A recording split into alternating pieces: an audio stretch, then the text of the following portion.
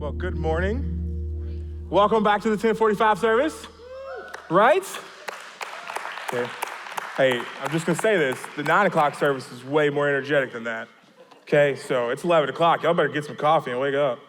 Hey, thank you so much for being here this morning with us at Severn Valley. My name is Zach. I am the student pastor here at Severn Valley, and that means I have the most fun job on staff because I get to hang out with, minister to, equip, and train the teenagers of our church in the gospel and what it means to be missionaries in their schools, in their homes, and on the sports fields and beyond. And so it is truly an honor and a privilege to get to be up here to preach to you this morning. It's a big day in our church. We've already celebrated the 1045 service, but we're also so excited and thrilled that we were able to open even a little bit of our SV Kids ministry this morning to allow some families the comfortability to come back to being the church in the building. And you may not know this, but if you have a kid, you definitely know this. We have the best kid staff in the world. And so Krista, Brittany, Peg, Danielle, Miranda, Rachel, they did a fantastic job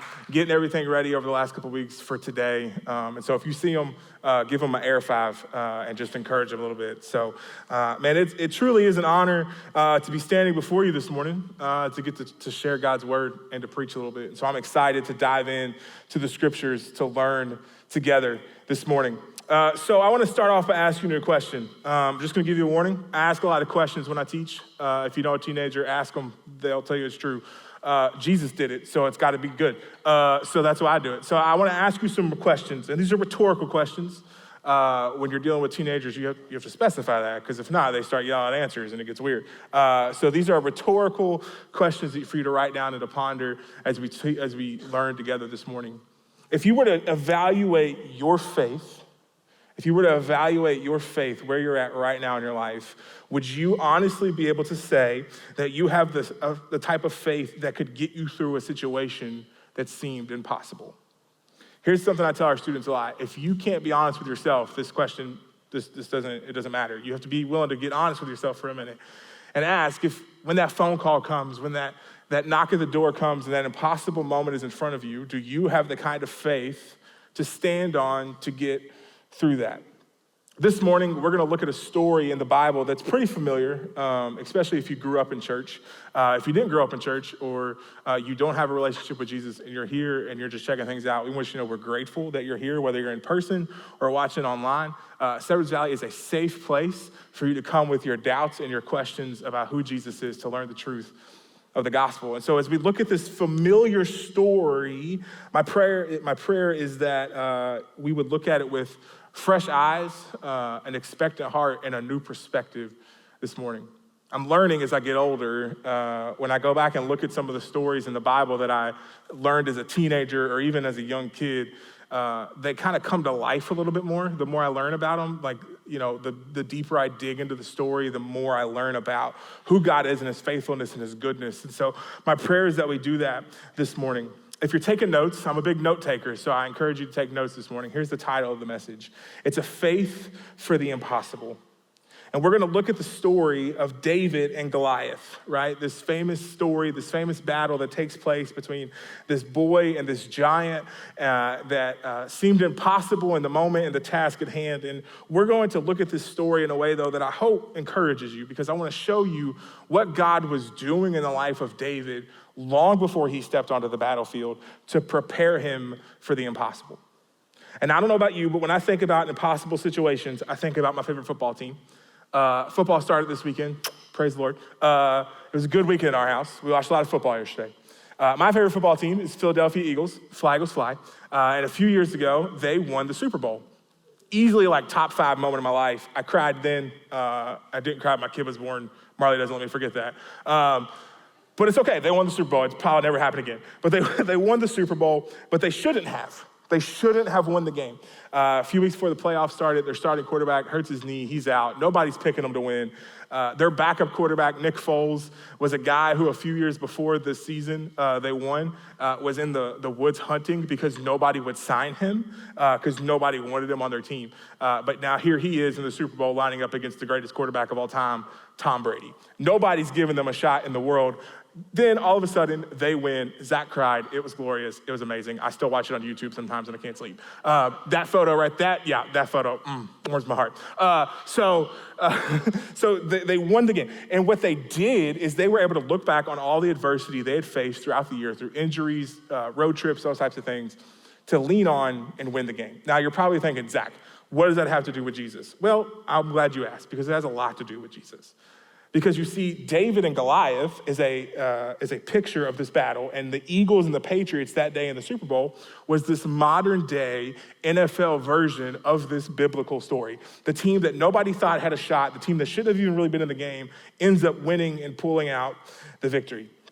And so as we unpack this story this morning, I want to show you that God is going to use everyday moments of our life to build a foundation that when the going gets tough, we can look back on and say, look what God's already done in my life. And David is an example of that. So if you have a Bible, open with me to 1 Samuel chapter 16. We're going to pick this story up kind of in the beginning before the battle, and we're going to jump around a little bit. So I'll try to go slow and not overwhelm you. But in 1 Samuel 16, we see Samuel the prophet talking to God about who is to be the king of Israel. And the reason they're having this conversation is because the current king, Saul, God's spirit left Saul, and Saul was not the type of guy that should have been leading God's people. And so God's like, all right, I'm gonna call this new guy to be king. Samuel, go to the house of a guy named Jesse, and this is where you're going to find your next king. And so Samuel's like, okay, that's great, but if Saul finds out about that, he's going to kill me, so no. And God's like, that's all right, take this sacrifice and go do an offering at their house, and I'll show you which of Jesse's sons are to be the next king of Israel. So Samuel loads up everything, and he heads to Jesse's house. He gets there, and he starts talking to Jesse, and he's like, Jesse, I'm here to pick one of your sons to be king. And so Jesse brings out his sons to Samuel, and he brings them out one at a time, and one after the next one, they're like, nope, not that one, nope, not that one, no, not that one. And then to which Samuel's like, okay, God, you brought me here. You said the next king was in this house, so where is he? And then we see Jesse's answer. And so we do this thing in the student ministry when we open the Bible, because we are firm believers that the Bible changes lives, and we get excited about reading the Bible. And so we do this thing where we say word. So we're going to practice it here this morning together. If you're 1 Samuel 16, say word. Word. Okay, we'll work on it. It's all right. They need some practice too. All right, verse 11. It says this: Samuel, talking to Jesse, asked him, are these all the sons that you have? There is still the youngest, Jesse answered, but right now he is tending the sheep. Samuel told Jesse, send for him. We won't sit down to eat until he gets here. And so Jesse sent for him, and he had beautiful eyes and a healthy, handsome appearance. And the Lord said, anoint him, for he is the one. And so Samuel took the horn of the oil and anointed him in the presence of his brothers, and the Spirit of the Lord came powerfully upon David from that day forward. And then Samuel set out and went to Ramah. So David, who we're introduced to here, has just become the most important person in the entire nation of Israel. David has now been chosen to replace Saul and to be the next king. And so Samuel had to have faith in God's decision, because this wasn't the obvious choice, which we'll get to that in a second. And so David starts to see the faith of Samuel from the get-go, which probably encouraged him to have the type of faith that we're going to unpack today. Here's the first thing I want you to learn from David's life. It's this: it's that faith for the impossible starts when no one is watching. You see, when they went to go get David, he wasn't there. Or he wasn't in the home when Samuel arrived at Jesse's house, right? So as they were going through the sons, David wasn't there. David was out in the field tending the sheep. Culturally speaking, and this is important, we talk to our teenagers about this a lot, understanding the cultural context of the stories of the Bible are crucial to understanding the meaning of the stories of the Bible, right? And so the cultural context of this situation is, in this culture, David's pretty insignificant. David doesn't matter. David's the youngest.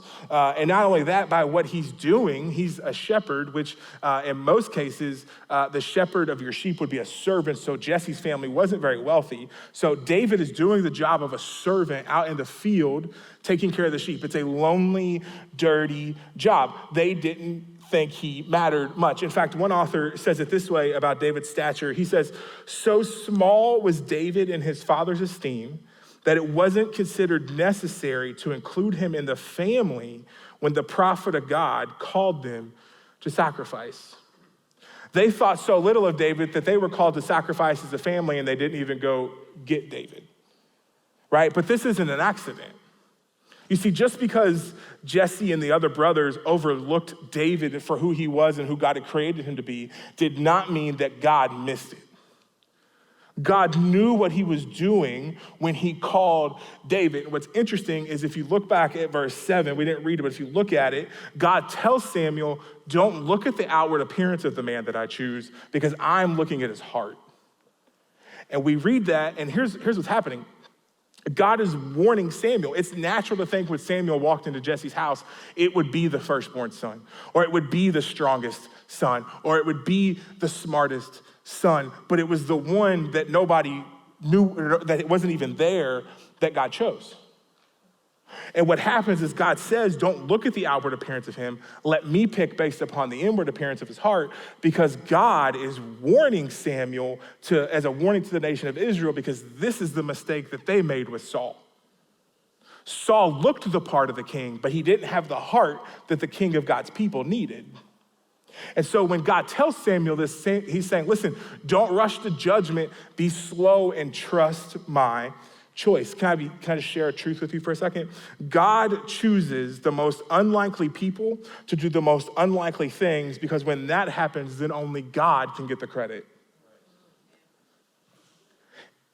God chooses the most unlikely people at the most unlikely time to do the most unlikely thing, because then there is nobody that can compete for the glory that only belongs to the Lord. That's why David got chosen. God knew he was going to use David to do something crazy and miraculous well beyond just this battle with Goliath, but it started when nobody was watching. You see, God used David's time in the field tending sheep to teach him 3 lessons. And it was going to be these 3 lessons that David would use as a foundation to build his faith that gave him the type of boldness to stand up before Goliath when that time came. So what are the 3 things that God teaches David while he's out in the wilderness? Well, here's the first one. It taught him to ponder creation. David learned how to worship God for being the ultimate creator while he was out in the field every day with his sheep. David's heart of worship towards God for his creation flows through his words in Psalm 19 and in Psalm 8. Right, that's my favorite part about the book of Psalms, is you can go and literally read the reaction of David to what's happening in his life. And so you see this heart of worship for creation in Psalm 19 and in Psalm 8. So it gave him a heart of worship. But here's what also it did. It also molded his heart to trust God. David, as a shepherd, was learning what it looked like to lead sheep. I'm from the city. I don't know what that looks like, but I'm sure it's hard. And so David is learning to lead these sheep, and as he's learning to lead sheep, he's learning to follow God.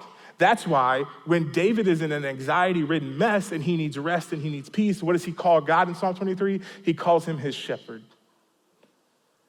David's heart was being molded to trust God and to follow what God was calling him to do. Here's the last thing, and probably the most important thing for a shepherd. He had to learn how to trust. You see, the most important part of being a shepherd was protecting the sheep. And at that time, you had to protect your sheep from things like bears and wolves and lions with no gun. And so David had to depend upon God to rescue him and give him strength and courage to fight bears, lions, and wolves. He had to learn how to trust God in those situations. Listen, David's time in the field tending his sheep were not times of waiting to be called upon God to do something great. They were times that God was using to train him to be who God already knew he was going to be. God used the mundane, everyday task of keeping the sheep in David's life to train him, equip him, mold him, and shape him to be the very man that would stand before Goliath when nobody else would. That's what God was doing when no one was watching. When no one was watching, David was learning lessons of faith that became a foundation for who he would be as a man and as a leader. So why does he need to learn these lessons? Well, we're going to pick this story up here in chapter 17, and we're going to see that we are introduced to this guy named Goliath. Look at verse 4 and chapter 17, it says this. It says, then a champion named Goliath from Gath came out from the Philistine camp. He was 9 feet, 9 inches tall. He wore a bronze helmet and bronze scale armor that weighed 125 pounds. And there was bronze armor on his shins, and a bronze javelin was slung between his shoulders. His spear shaft was like a weaver's beam, and the iron point of his spear weighed 15 pounds. In addition, a shield bearer was walking in front of him. He stood and shouted to the Israelite battle formations, why do you come out to line up in battle formation? Am I not a Philistine, and are you not servants of Saul? Choose one of your men and have him come down against me, and if he wins in a fight against me and kills me, we will be your servants, but if I win against him and kill him, then you will be our servants. David learned in the wilderness, as God was shaping him, a lesson that was about to be put into practice as he faced another situation that would be a hardship through these words of Goliath. So if faith for the impossible starts when no one is watching, faith for the impossible grows through trials, tribulations, and hardships. David was learning that in the wilderness, and now the entire nation of Israel is learning, or the army of Israel is learning that as Goliath stands in front of him. So here's what's happening. The army of Israel is over here, the Philistine army is over here, and they were constantly like butting heads with one another. And so they're in battle formation, and the Philistines send out this giant of a man named Goliath as their champion. Now, this word champion, I want to talk about it for a second. In Hebrew, and it's important sometimes to understand words in the original languages because it gets us to the root of the meaning, right? And so the word champion actually can be translated to the man between two, or in other words, as a representative of something else. So Goliath is standing in this valley as a representative of the Philistine army, and he's yelling out to the Israelite army, send me your champion, send me your representative, and let's fight it out. This tactic was actually a pretty smart tactic, because what happens then is if you go to battle and you win as the champion, you actually save some of the lives of your men and your army so that your army isn't completely depleted. But then what Goliath starts to do is he's taunting them. He's telling them, why aren't you coming down here? Are you not this great nation of this great leader, Saul? Why won't you come fight me? What are you doing? And this tactic works, right? If you look at verse 11, it says that the nation of Israel, or the army of Israel, was terrified when they heard this. They were trembling with fear, which is not, by the way, the same Saul that you see earlier on when he's this great warrior. And so Goliath's tactic to dehumanize and to demoralize his enemy was working, because even if a champion did come out to fight, he would be so afraid and so apprehensive in his striking and his attacks that Goliath had basically won the battle before it even began. That strategy should sound really familiar to us, because that is the same strategy that Satan uses in our lives. Satan stands up in front of us and he says, don't do that.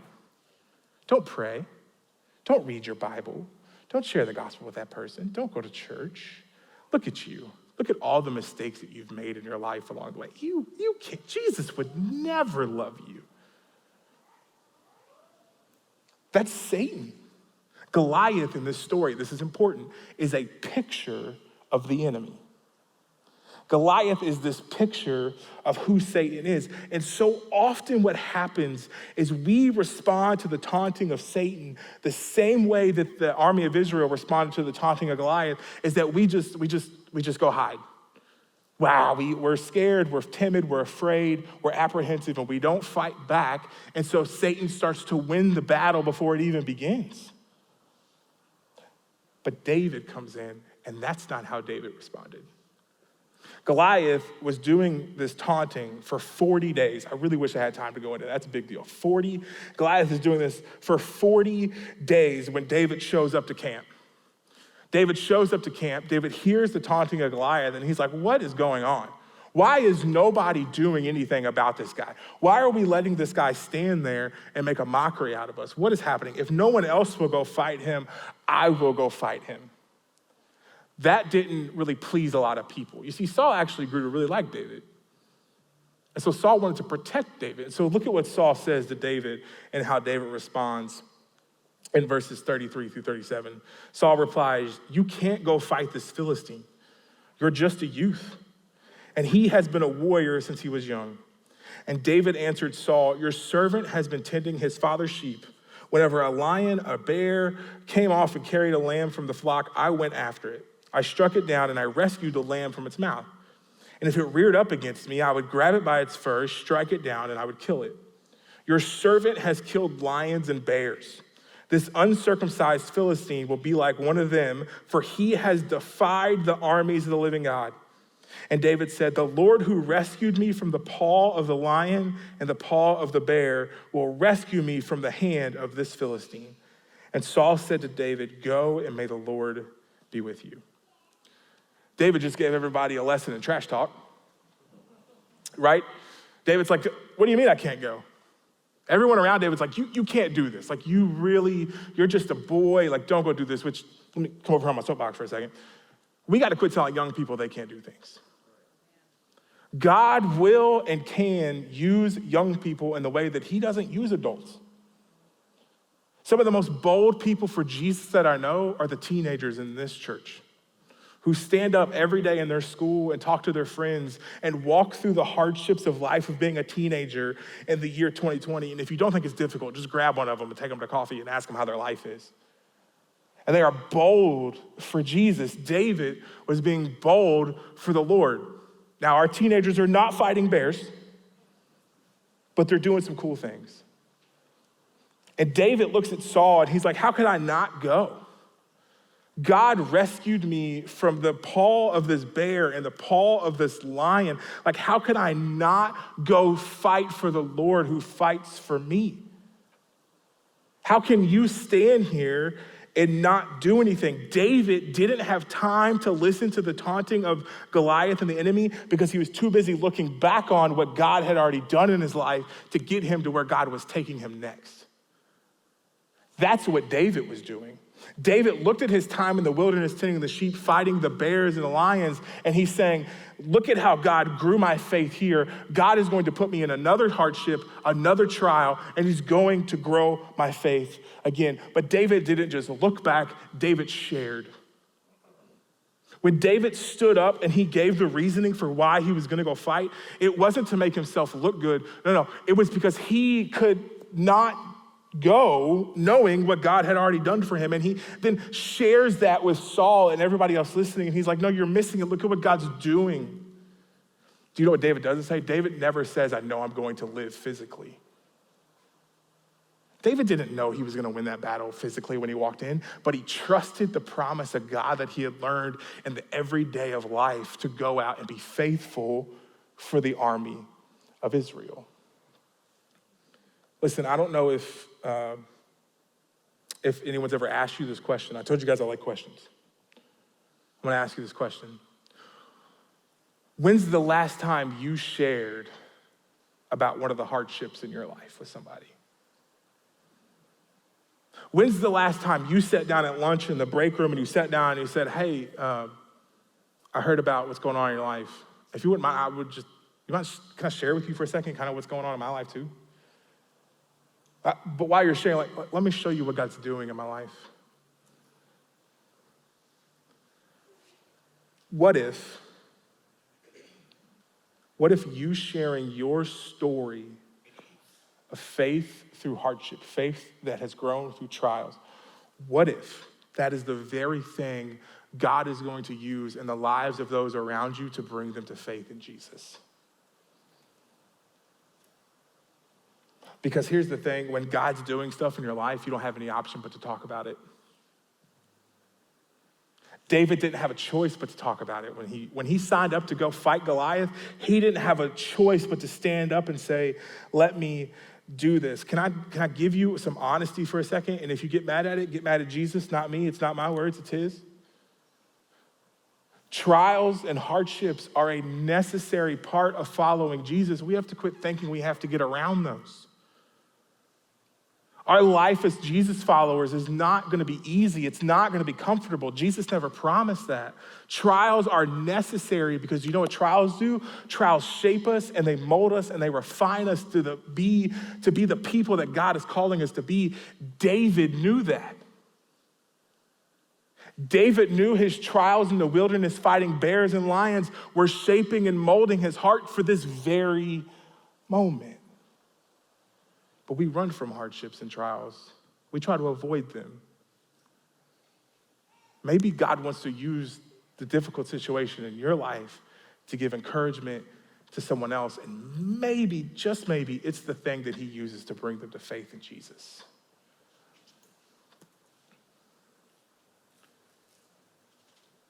David had a foundation of faith that he leaned on when the going got tough.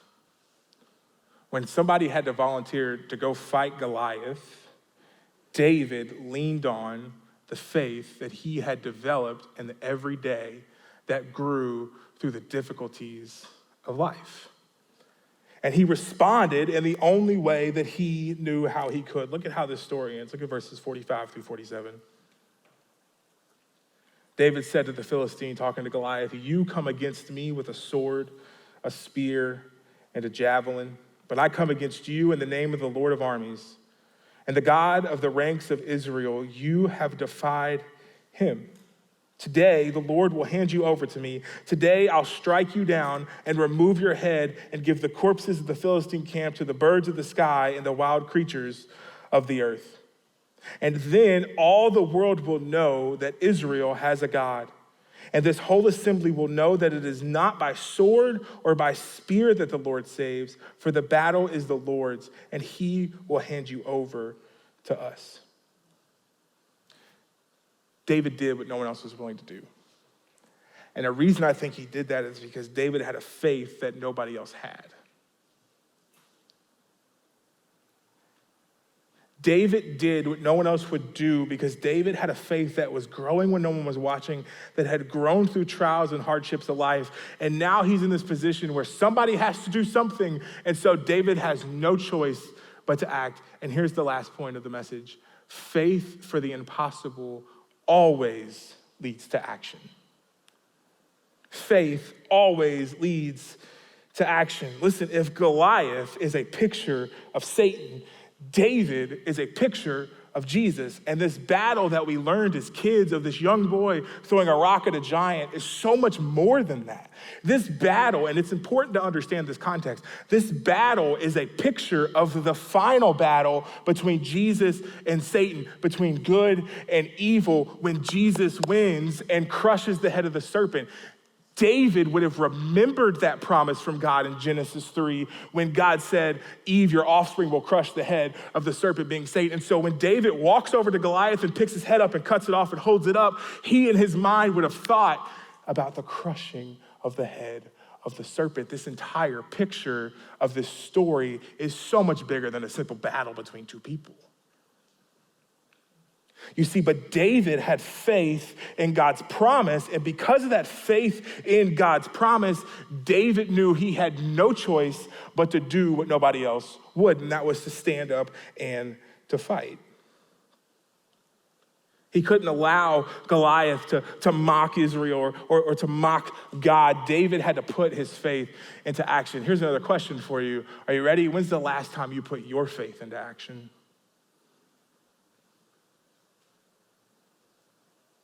When's the last time you did something that no one else would do because you had a faith like nobody else had? Listen to me when I tell you this.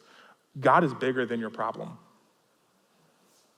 God is bigger than whatever you're going through right now. And there are a lot of people in the room and a lot of people watching, and I don't know all of you. I'd love to meet you. And I don't know all of your stories, but I know that we're all going through something. And believe me when I tell you, God is bigger. Yes, this story is this picture of the final battle, and we cannot not talk about that when we talk about the story. You can't not have that. But what also this story is also a reminder to us that when life throws you a curveball, whether you're a boy fighting a giant or the backup quarterback in the Super Bowl, when life throws you a curveball, it is the little things along the way that God is doing in your life that you can lean on to fight back. A lot of times what happens as Jesus followers is we get timid and we get scared, so we sit down and we get shy and we don't talk about what's going on in our life. There's so much beauty when God's people come to the table and they share their brokenness with one another. And what happens through that brokenness is we start pointing one another to the only one who can actually heal us anyway. David knew that.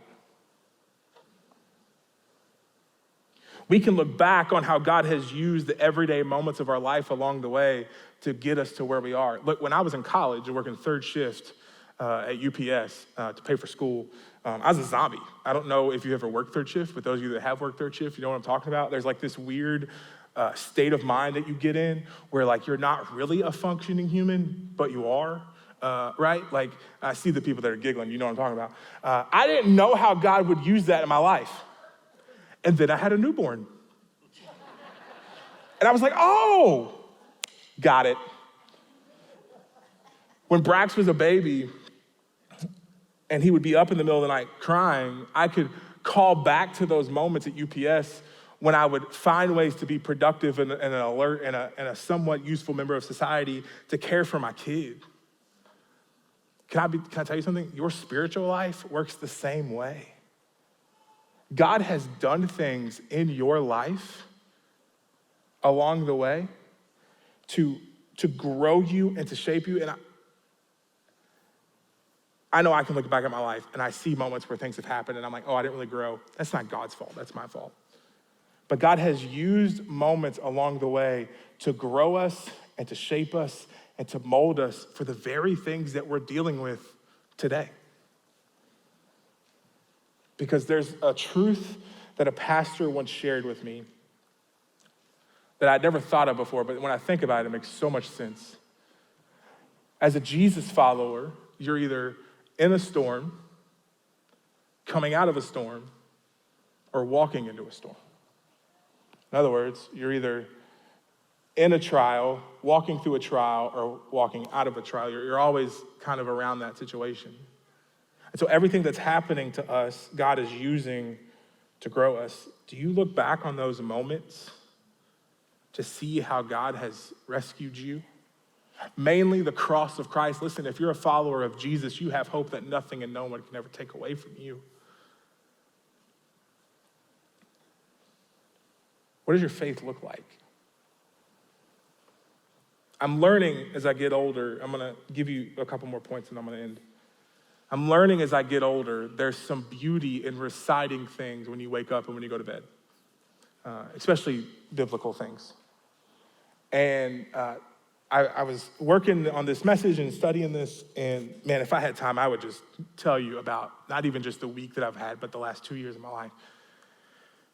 And these questions popped into my mind, and it was these questions that I now find myself asking myself more often. And I think we could all do better to ask ourselves these questions. And here's what they are. It's, how am I growing? And how am I putting it into action? When it comes to our faith, how am I growing? How am I putting it into action? David knew how he was growing. David's action step was to stand and fight Goliath. And if you don't have an answer for these two questions, that's okay, because today you could have an answer. You see, what does it mean to grow in our faith? It means to learn, to study, to worship, and to spend time with Jesus when no one is watching. Can I just be honest with you? If I asked you if you wanted to grow in your faith, you'd raise your hand, but you won't set aside 20 minutes in the morning to open this, you don't want to grow in your faith. If you aren't willing to get alone with Jesus and to dig and to study and to learn things about him that you don't know, you'll never grow in your faith. So what does it mean to put it into action? Well, it means to share it. It means to share about the difficulties of your life and to be vulnerable and to be open and transparent and say, yeah, look at all these things I've dealt with, but goodness, look how good God is. Look at what God has been doing. Even through all that, look at what God has been doing. It means to share the gospel. I shared this with our students a few weeks ago, and I'm going to share it with you now. If you know enough of the gospel to believe it, you know enough of the gospel to share it. If you claim to know enough of the gospel to believe it and say, I follow Jesus, you know enough of the gospel to share it. You have to have faith that God will use you, because he can and he will, in the lives of those around you and within your circle of influence, in the way that he won't use other people. I try to teach that to our young people a lot, that they have influence over their friends that me or Jonah or Jeremiah or any other small group leaders in our ministry will ever have. They have so much more influence. God has you where he does for a reason, and you may be wasting your influence because you won't share your faith with those around you. Because I look at scripture, I look at David, and David's life had been changed by God, and he had no choice but to share with Saul the things that God had done. If your life has been radically changed by Jesus, there's no way you can't talk about it. How are you growing? How are you putting it into action? Andy and the worship team are going to come up. Here in a minute, we're going to sing another song. And maybe you're here today and you're like, I don't have any faith. I don't know who Jesus is. I thought I did, but I'm not sure. Now I have some questions. Listen, there are going to be pastors and encouragers out in the lobbies, upstairs and downstairs, who are ready to talk to you. Listen, right now the enemy's probably starting that taunting thing that I was talking about. Like, oh, don't listen to this guy. He doesn't know what he's saying. If you get up, everyone will see you. They'll scoff at you and mock you and laugh at you and ask you a ton of questions. You don't have to listen to that. You don't have to believe the lies of the enemy. David didn't. David looked back on the promise of God and the moments that God had been working in his life, that he didn't have to listen to that. If you're here this morning and you're feeling that, you don't have to listen to that either. Maybe you're here today and you do have a relationship with Jesus. And you're just going through some stuff and you're like, I just need to talk to a pastor and encourager. My faith is wavering. I'm confused. I'm hurt. I'm lost. We have people that would love to talk to you. Listen, faith may start when no one is watching, but it is most often put into practice when everyone is. And I think the reason that God does that is because what happens is when you stand up boldly for Jesus, it causes those around you to look at you and say, why'd you do that? Why'd you answer that way? Why did you stand when you stood? Why did you say what you said? Why did you share what you shared? And then what begins to happen is God uses those conversations to open the door for you to share the gospel. The enemy can stand in front of us and he can taunt us and he can lie to us, but we don't have to listen because at the cross, Jesus said no. And so if you're here today and you don't have a relationship with Jesus, or you just need to talk to a pastor, maybe your action step, maybe putting your faith into action is to stand up, to walk out in the lobby and to be bold because he can and will use your faith.